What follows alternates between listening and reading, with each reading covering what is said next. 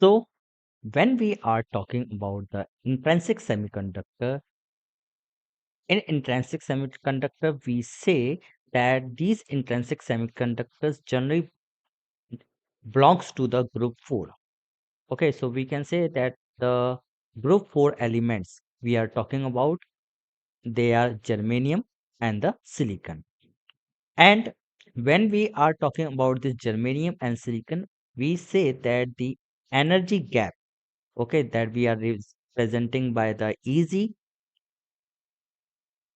So when we are talking about this, we are saying that we have got an energy gap EG, and the energy gap EG is medium in this germanium and the silicon. So I'm writing EG is medium. So let's consider this with the help of a figure. Okay, so let's say we have got a two band, that is the valence band and the conduction band. So let me draw for you. Okay, and we have got the associated energy with this. So I'm saying it as a EV and EC. So energy in the valence band, and the we are talking about the energy in the conduction band. Okay, so I'm writing this at the top. This is my conduction band, and my bottom one is my balance band. So I'm writing it with the blue color. This is my balance band.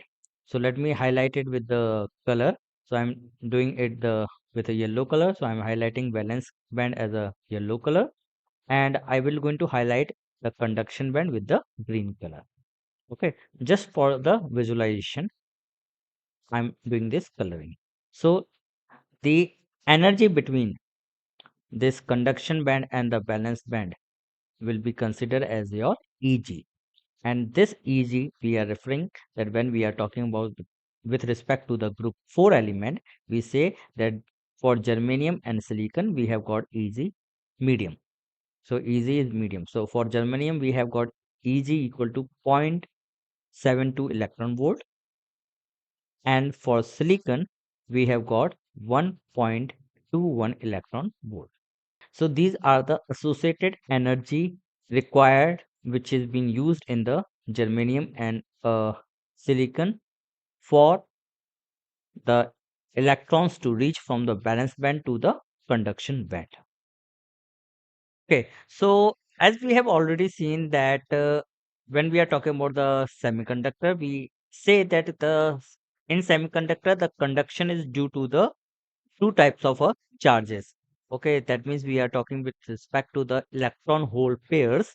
Okay, so we can write here that conduction is due to the first is the number of free electrons and the number of holes. Okay, so I'm writing first the number of free electrons that I'm representing by the n, and I can write second is second is number of holes, and we are representing it by P. Okay, so right now, for the sake of easiness, I am writing it the conduction is due to the only number of free electrons and number of holes. But when we are talking about the conduction, we always say that the conduction is not only due to the number of free electrons and hole, but it is also with respect to the electron concentration and the hole concentration. Okay, so right now when we are talking with respect to the electron hole pair, so we can write that number of holes will be equal to number of free electrons. So we can write n is equal to p, and that will be equal to ni. Okay, so this ni, since we are talking about the intrinsic semiconductor, so this ni will going to represent our intrinsic charge carrier concentration. So it will going to represent my intrinsic charge carrier concentration. So this is what the equation we will be using in the future. Okay, that number of holes will be equal to the number of electrons, and this will be equal to Ni, which we are referring to the intrinsic charge carrier concentration. Moving ahead, what we can say is that now we are talking with respect to the charges. Okay, so we are saying that we have got charges due to the electrons and charges due to the holes. Okay, so we can say that when we are talking with respect to the magnitude, okay, so when we are talking with respect to the magnitude, we can write the charges is both charges, the charges on the electrons and the charges on the holes are equal. So I can write QE mod of QE is equal to QP. Okay. However, if we go into the much details with respect to the weight that is present on the electron and a hole, so we can say that the basic difference which will going to come with respect to the mobility. Okay, so we can say that the mass on electron is less than the mass of proton. Okay, so we can write here with respect to that mass of electron is less than the mass of hole. Okay, so we are referring here with respect to this. So what we can say that which will going to have less mass will going to have more mobility. Okay, so when we are talking, that means it will going to move fast. Okay, therefore when we are talking with respect to the mobility, so we say that mobility of a electron is more than the hole. Okay, so I'm writing this, that mobility of electrons is more than the hole. So I can use a notation, okay, that I'm talking with respect to the mobility of electron is more than the mobility of hole.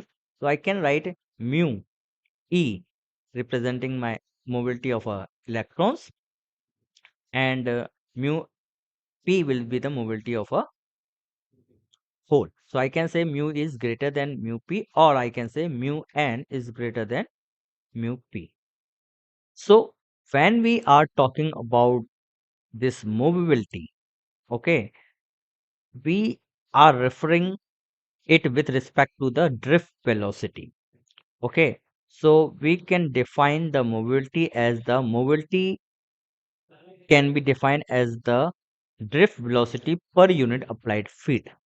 Okay, so I'm writing it, that mobility can be defined as mobility is defined as drift velocity per unit applied electric field.